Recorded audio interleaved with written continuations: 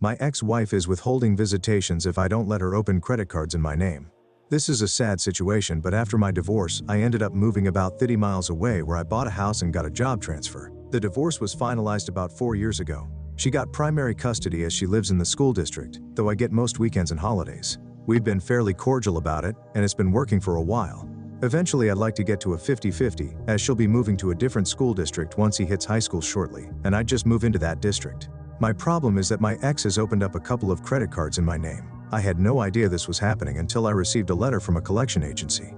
It was pretty obvious she was the one who opened the accounts, as the address on the accounts are hers, and it looks like the statements are from mainly where she shops.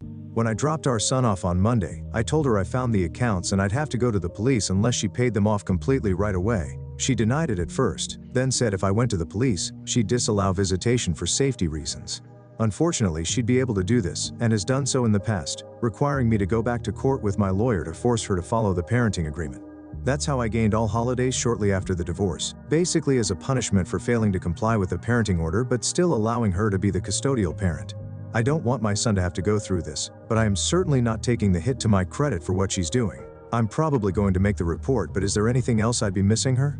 Update. There's some good and some bad, unfortunately. Since this started several months ago, she has been horrible. I went to the police regarding the credit card accounts. Getting the report was painless, and they said it happens a lot. Both of the credit cards have dropped off my credit report. My credit is back to normal, and I've set up a credit monitor and to make sure it doesn't happen again.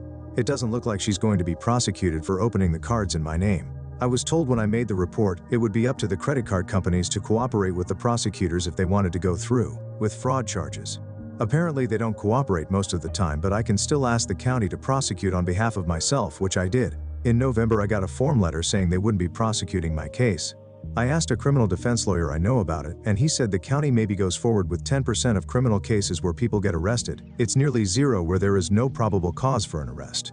He said his job is basically just working out deals for clearly guilty people. He also said to let it go at this point. So I've come to terms with the fact that she's not going to give criminal charges and probably not even a lawsuit.